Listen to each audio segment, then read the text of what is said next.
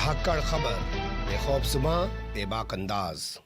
धाकड़ खबर के news room से मैं आपके साथ हूं अकरम रईस खान। कोर्ट संबंधित खबरों का ताज़ा बुलेटिन लेकर एक बार फिर से आपके सामने हाजिर हो गया हूं। आज के बुलेटिन में 8 अहम खबरें जिनसे आपको रूबरू कराने जा रहा हूं। लेकिन खबरों की शुरुआत करें उससे पहले एक छोटी सी अपील है आपसे। अगर आपको लगता है कि स्वतंत्र पत्रकारिता के क्षेत्र में यानी कि आज़ाद सहाफ़त के मैदान में धाकड़ खबर अगर अपनी ज़रा सी भी भूमिका निभा रहा है, ज़रा सा भी अपना रोल अदा कर रहा है, तो आप लोग हमारा माली ताउन कर सकते हैं, आर्थिक मदद कर सकते हैं। तरीका क्या है? डिस्क्रिप्शन में दिए गए लिंक पर क्लिक करके जहां लिखा है सपोर्ट फॉर धाकड़ खबर, उसके ज़रिए आप लोग हमारी आर्थिक मदद कर सकते हैं। या डिस्प्ले पर दिखाए जा रहे नंबर जो पेटीएम के हैं और फ़ोनपे के हैं, उनके ज़रिए आप लोग हमारी आर्थिक मदद कर सकते हैं। क्योंकि हम लोग किसी कारपोरेट की फंडिंग या किसी राजनीतिक पार्टी की फंडिंग से तो चलते हैं नहीं।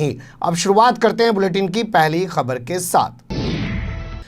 पर मुझे लगता है पहली खबर से भी पहले कुछ चीज़ों पर गौर कर लेना चाहिए। सुप्रीम कोर्ट ने ऑड इवन की तर्ज पर, यानी कि हिंदी में बात करें तो सम विषम की तर्ज पर, जो वकीलों के चैम्बर्स हैं सुप्रीम कोर्ट के कैंपस में, उनको खोलने की इजाज़त दे दी है। यानी कि एक दिन वो चैम्बर खुलेंगे जिनका नंबर है 1, 3, 5, 7, 9, दूसरे दिन 2, 4, 6, 8 और 0, इस तरीके के नंबर वाले जो है चैम्बर्स खोले जाएंगे। वकील जो है लंबे समय से इसकी मांग कर रहे थे। उनका सीधा सीधा कहना था कि साहब, जिन मामलों की सुनवाई हो रही है वीडियो कॉन्फ्रेंसिंग के ज़रिए, उन मामलों में हम अपना पक्ष कैसे रखें, क्योंकि जब हमारी तमाम फाइलें हमारे चैम्बर्स में बंद हैं, लॉकडाउन के चलते हम लोग अपने चैम्बर्स नहीं खोल पा रहे हैं। तो अच्छी खबर है, जो लोग इन मामलों से जुड़े हुए हैं उनके लिए भी एक खबर और है, वो है मुकुल रोहतगी से जुड़े हुई। मुकुल रोहतगी को अगर आप लोग नहीं जानते हैं तो बता देते हैं। पिछली बार वो हमारे अटॉर्नी जनरल थे और बड़े महंगे वकीलों में शुमार किए जाते हैं। कल वो अपने चैम्बर से बैठ के बताया जा रहा है कि सुनवाई कर रहे थे एक मामले में वीडियो कॉन्फ्रेंसिंग के ज़रिए, तो उन्होंने कहा, माय लॉर्ड, मेरा जो मुवक्किल है बहुत गरीब है। इस पर जो जज साहिबान थे वो बड़े मुस्कुराए। उनकी मुस्कुराहट को भांपते ही मुकुल रोहतगी ने पलट के कहा कि साहब, आजकल हम गरीबों के केस भी लड़ रहे हैं, ऐसा मत सोचिए। खैर, अब एक चीज़ और है, वो भी थोड़ा सा देख लीजिए। दिल्ली की सभी ज़िला अदालतों में अभी फ़िलहाल कामकाज जो है 31 मई तक टाल दिया गया। उससे पहले दिल्ली हाई कोर्ट ने ये कामकाज टालने की तारीख रखी थी 23 मई, लेकिन कोरोना के बढ़ते मामलों को लेकर फ़िलहाल अब 31 मई तक के लिए इनको टाल दिया गया है। एक अपडेट और है, वो मुझे लगता है बुलेटिन से अलग हटके है, लेकिन यहाँ क्योंकि कोरोना की बात की दिल्ली हाई कोर्ट ने और ज़िला अदालतों का काम 31 मई तक टाल दिया, तो इसलिए आपको उस पर गौर करना चाहिए। खबर ये है, बात ये है कि ख़रीदारी चल रही है ईद की, उसको लेकर भोंपू मीडिया के दलाल चाटुकार और दंगाई पत्रकार दिखा रहे हैं कि देखिए बाज़ार में ईद की ख़रीदारी के चलते सोशल डिस्टेंसिंग का किस तरीके से धज्जियां उड़ाई जा रही हैं। लोग एक दूसरे को धक्का मुक्की करके गुजर रहे हैं, लेकिन कोई ये नहीं कह रहा है कि भैया कोरोना के मामले जिस दिन तीसरा लॉकडाउन देश के अंदर लागू हुआ था, जान रहे हैं ना, शराबबंदी जो थी वो खोल दी गई थी, शराब की दुकानें, उस दौरान कितने आंकड़े थे और उसके बाद कितने आंकड़े बढ़े, इस पे भी तो बात करके दिखाओ दलाल चाटुकार और दंगाई पत्रकारों। अब पहली खबर की शुरुआत करते हैं जो हमारे पास आ रही है वाइब्रेंट गुजरात से। नरेंद्र मोदी जी का गुजरात, जिस गुजरात मॉडल को बेचकर वो देश के प्रधानमंत्री बने, लेकिन अब पता ही नहीं चल रहा है कि उस गुजरात की असल हकीकत क्या है। पूरे देश की तो दुर्गत हो ही गई है। पर गुजरात हाई कोर्ट का ये फैसला अगर आप देख लेंगे, टिप्पणी आप देख लेंगे, तो आपको पता चल जाएगा कि गुजरात कितना वाइब्रेंट गुजरात है साहब, कितना वहाँ विकास हुआ है। गुजरात हाई कोर्ट ने कहा है कि कोरोना को लेकर जो अस्पताल है अहमदाबाद का, जिसको कोरोना का हॉस्पिटल बना रखा है, वो काल कोठरी से भी बदतर है। काल कोठरी जानते हैं ना, जेल के अंदर एक जेल होती है, एक काल कोठरी होती है जहाँ डाल दिया जाता है। नहीं जानते हैं ना, तो न्यूयॉर्क फिल्म देख लीजिएगा, उसमें दिखाया है कि किस तरीके से उठा के जॉन अब्राहम को वहाँ काल कोठरी में डाला जाता है। उसमें चारों तरफ कुछ दिखता नहीं है, रोशनी नहीं होती है, उसमें डाल दिया जाता है। तो काल कोठरी से भी बदतर है गुजरात के अहमदाबाद का सिविल अस्पताल। ये वही सिविल अस्पताल है जिसके बारे में एक बार रिपोर्ट छपी थी, कुछ इंग्लिश अखबारों में छपी थी, कुछ विदेशी अखबारों में छपी थी, कि यहाँ पे वार्ड जो है वो इस नाम से बना दिए हैं, ये मुसलमान का वार्ड, ये हिंदू का वार्ड। इससे पहले 2-3 ही कैटेगरी हुआ करती थी अस्पतालों में, ये बच्चा का वार्ड, ये महिलाओं का वार्ड, ये पुरुषों का वार्ड, इस तरीके से कर गया। चर्म रोग जो बीमारी के हिसाब से, या दिल की बीमारी का वार्ड, इस तरीके से वार्ड हुआ करते थे, लेकिन इन्होंने हिंदू मुसलमान के नाम से वार्ड बना दिए थे। ये उसी अस्पताल की मैं बात आपके सामने रख रहा हूँ। इंडियन एक्सप्रेस में छपी रिपोर्ट के मुताबिक प्रदेश सरकार कोरोना से पैदा हुए हालात से नहीं निपट पा रही है और वो सिर्फ बनावटी बातें कर रही हैं, कृत्रिम कोशिशें कर रही हैं, बनावटी कोशिशें कर रही है। बहुत सख्त टिप्पणी है, लेकिन शर्म किसको आए। 56 इंच का सीना लेके घूमते रहिए। हमारे पश्चिम उत्तर प्रदेश में एक कहावत है कि नक्टे की नाक कटी, चार बिलांद और बढ़ी। अब घटती नहीं है। जैसे आप इन एंकर को देखिए, मुझे गाली दी, मुझे देखिए कांग्रेस के प्रवक्ता ने भड़वा दलाल कह दिया है, चिल्ला चिल्ला के बता रहा है, तो इनकी इज्जत बढ़ती है। अब ये चाहते हैं इन्हें गाली मिले, इनका एक ट्रेंड बन गया है। मतलब नंगा जो है वो खूब नंगा हो जाए तो उसे लगता है मेरा चर्चा हो रही है। बता दें कि गुजरात में अभी तक 829 लोगों की मौत हो चुकी है कोरोना से, जिनमें से 377 लोगों की अकेले मौत इस अस्पताल के अंदर हुई है, जिसको अहमदाबाद का सिविल अस्पताल बताया जाता है। मामले को लेकर एक पिटीशन दाखिल की गई थी और कहा गया था कि सिर्फ बनावटी बातें कर रही है गुजरात सरकार और कोई ठोस कार्रवाई नहीं कर रही है कोरोना से निपटने के लिए। तो जस्टिस परदीवाला और जस्टिस इलेश वोरा की जो बेंच थी उसने ये सख्त टिप्पणी की और आदेश दिया कि जल्द से जल्द कोरोना के इलाज के लिए बेहतर सुविधा उपलब्ध कराएं। भोपू मीडिया के दलाल तो आपको ये खबर दिखाने से रहे। दूसरी खबर का रुख कर लेते हैं।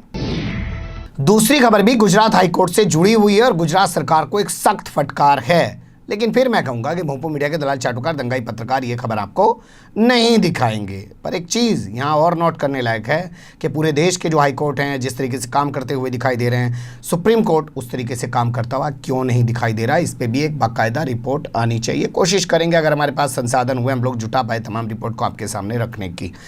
क्या है ये रिपोर्ट वो थोड़ा सा देख लीजिए। अपने गृह राज्य वापस लौट रहे मजदूरों का पूरा खर्च उठाए गुजरात सरकार, ये कहा है गुजरात हाई कोर्ट ने। क्यों कहा है? क्योंकि हाल फिलहाल में गुजरात हाई कोर्ट ने एक रिपोर्ट जारी की है, उसके बाद ये टिप्पणी हाई कोर्ट ने की है। साथ ही कहा है कि अगर प्रदेश सरकार यानी कि गुजरात सरकार नहीं उठाती है तो फिर रेलवे मजदूरों को किराए में रियायत दे। ये सीधा सीधा आदेश है। हाई कोर्ट ने गुजरात सरकार की उस रिपोर्ट पर यह टिप्पणी की है, ये आदेश दिया है, निर्देश दिया है, जिसमें राज्य में कहा गया था कि प्रवासी मजदूर जो है वो अपने दम पर आए। भैया हमारे यहाँ धंधा करने आए हो, गुजरात में कमाने आए हो, एहसान नहीं करने आए हो गुजरात के ऊपर। और राज्यीय जो प्रवासी कामगार अधिनियम 1979 बना हुआ है, उसके तहत गुजरात पर उनके विस्थापन यानी कि उनको विस्थापित करना एक जगह से दूसरी जगह या उनकी यात्रा का खर्च उठाने का कोई नियम लागू नहीं होता। जी हमारे पे तो कानून ही लागू नहीं हो रहा, हम करे को कर, तो कानून लागू नहीं होता है क्योंकि ये कानून सिर्फ रजिस्टर्ड मजदूरों पे लागू होता है। और गुजरात में रजिस्टर्ड मजदूरों की जो संख्या है वो सुन के आप चौंक जाएंगे, 7512 इंडियन एक्सप्रेस में छपी हुई खबर के मुताबिक। जबकि वर्तमान समय में जो गुजरात के अंदर मजदूर हैं वो 22.5 लाख यानी कि 22.5 लाख मजदूर हैं, जिसमें से अकेले सूरत के अंदर 11.5 लाख मजदूर हैं और 11 लाख मजदूर बाकी पूरे प्रदेश में फैले हुए हैं। जब वो रजिस्टर्ड ही नहीं है तो हमारे पे कानून लागू नहीं होता तो हम क्यों उठाए। लेकिन कोर्ट ने कहा कि या तो सरकार पूरा खर्च उठाए, नहीं तो रेलवे उनको रियायत दे। तीसरी खबर का रुख कर लेते हैं। लॉकडाउन के दौरान मारे गए और घायल हुए मजदूरों के परिजनों को या मजदूरों को उचित मुआवजा दिलवाए सुप्रीम कोर्ट। ये मांग करते हुए सुप्रीम कोर्ट के अंदर एक पिटीशन दाखिल की गई है।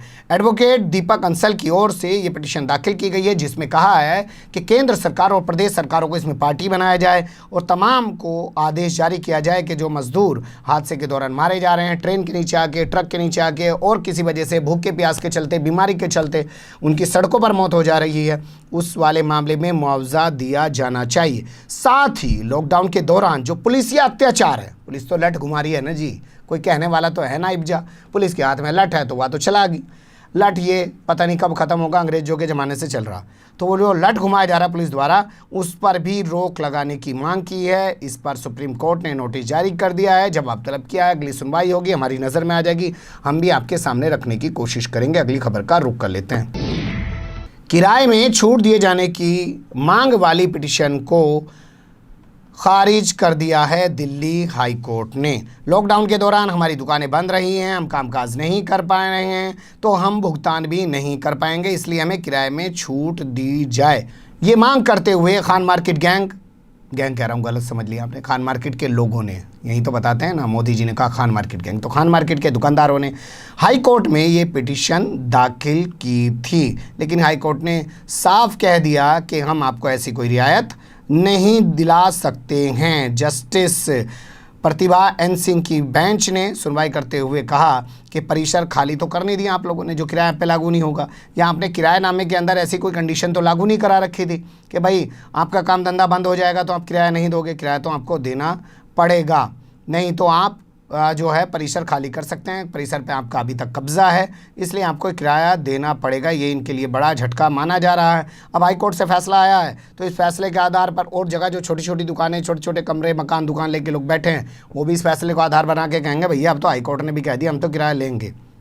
एक चीज़ इसमें ज़रूर कही गई है कि आपको एक रियायत दी जा सकती है कि आप आसान किस्तों में इस दौरान इकट्ठा हुआ किराया बाद में दे दें, या इस किराए को और दूसरे तरीके से धीरे धीरे करके दे दें बाद में, लेकिन आप ये कहें कि किराया नहीं देंगे तो ऐसा नहीं होने दिया जा सकता है। मार्च महीने का किराया ये भी आगे आदेश दे दिया है, आपको 30 मई तक देना होगा, और इसके अलावा अप्रैल और मई का किराया आपको जून तक अदा करना होगा। झटका है जी किराएदारों के लिए, लेकिन सरकार जो दावे कर रही थी कि किराया नहीं वसूल सकते, दुकान नहीं खाली करा सकते, वो आप कुछ करेगी क्या? ना करे भैया। पता चला मार्केट कॉम्प्लेक्स बड़े बड़े नेताओं की तो बने हुए। अगली खबर का रुख कर लेते हैं। शवों से कोरोना फैलने का कोई प्रमाण नहीं है, इसलिए दफनाने से नहीं रोक सकते। बॉम्बे हाई कोर्ट का बहुत बड़ा फैसला है, इसको नोट करने लायक मामला है, करके रख लीजिए।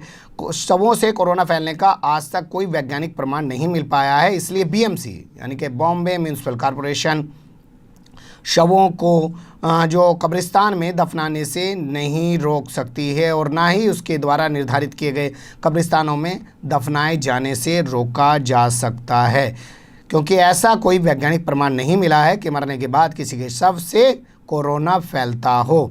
अलबत्ता बीमारी के चलते बीएमसी ने जो कब्रिस्तान निर्धारित किए हैं, उन्हीं कब्रिस्तानों में शवों का यानी कि लाशों का अंतिम संस्कार करना यानी कि उनको दफनाया जाना ज़रूरी है। बॉम्बे हाई कोर्ट के चीफ जस्टिस दीपांकर दत्ता और उनके साथ जस्टिस एम.एस. शिंदे की बेंच ने ये फैसला सुनाया है, क्योंकि इस फैसले में बीएमसी के आदेश को चुनौती दी गई थी, जिसमें बीएमसी ने 20 कब्रिस्तान निर्धारित किए थे कि वहीं पर शवों को दफनाया जा सकता है।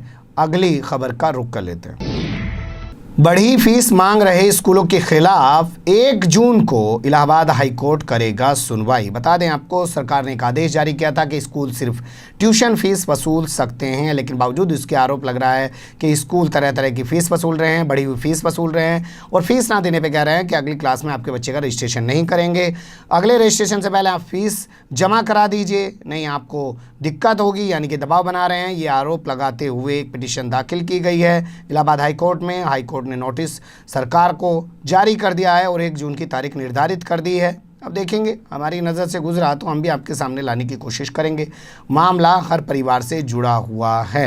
अगली खबर का रुख कर लेते हैं। विधायक अमनमणि त्रिपाठी को आखिर किसने जारी किया था पास?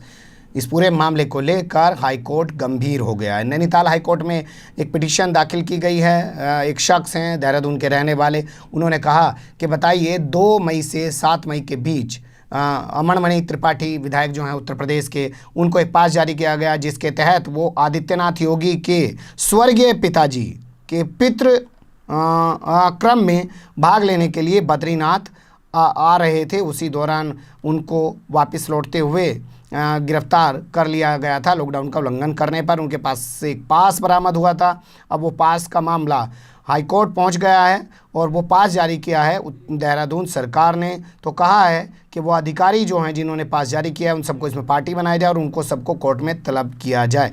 इस मामले में अगली सुनवाई 29 मई निर्धारित की गई है। हम लोग नज़र बनाए रखने की कोशिश करेंगे, आप लोग भी नज़र बनाए रखें और हमारी नज़र में इस खबर को लाने की कोशिश करें ताकि हम भी इस पर कुछ अपनी महानता दिखा के आपके सामने खबर रख सकें।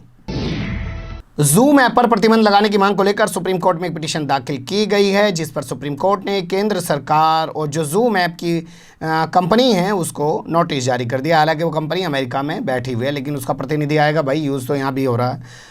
सुप्रीम कोर्ट में कहा गया है कि शासकीय काम यानी कि गवर्नमेंट जो वर्क हो रहा है, इसके अलावा निजी कार्यों में आजकल लोग जूम ऐप का खूब इस्तेमाल कर रहे हैं, जिसके चलते अभी इसको लेकर कोई कानून तो है नहीं, जिससे बहुत सारी निजता का उल्लंघन हो सकता है, हो रहा है। इसलिए इस ऐप पर रोक लगाई जाए, क्योंकि सरकार खुद कह चुकी है कि यह पूरी तरह सुरक्षित नहीं है। तो इस मामले को लेकर अमेरिका में जो स्थित है जूम वीडियो, मैं आपके सामने पूरा नाम रख देता हूँ, जूम वीडियो कम्युनिकेशंस को भी इसमें पार्टी बनाया गया है, नोटिस जारी कर दिए हैं। अब देखते हैं अगली सुनवाई में क्या होगा, हमारे सामने आएगा तो हम भी आपके सामने लाने की कोशिश कर देंगे। वैसे आप ये लाइन सुन के बोर हो सकते हैं, लेकिन मैं इसलिए बताता हूँ कि भाई फॉलो करना खबरों का आसान नहीं है। कभी हम मर्डर ढूंढने लग जाते हैं, कभी राजनीति ढूंढने लग जाते हैं, कभी कोर्ट ढूंढने लग जाते हैं, तो दिमाग तो भटक ही जाना कि पिछली खबर थी वह पड़ी, उसका अगली का क्या हुआ। बने रहेगा रक्कड़ खबर के साथ। फिलहाल कमेंट्स के रूप में आप लोग अपनी राय दे सकते हैं, खबर को लाइक कर सकते हैं, चैनल को सब्सक्राइब कर सकते हैं, ज़्यादा से ज़्यादा हमारी खबरों को शेयर कर सकते हैं। फिर ऐसे ही किसी सुलगते हुए उलझते मुद्दे लेकर मैं आपके सामने हूँगा हाजिर। फिलहाल अभी मुझे दे इजाज़त।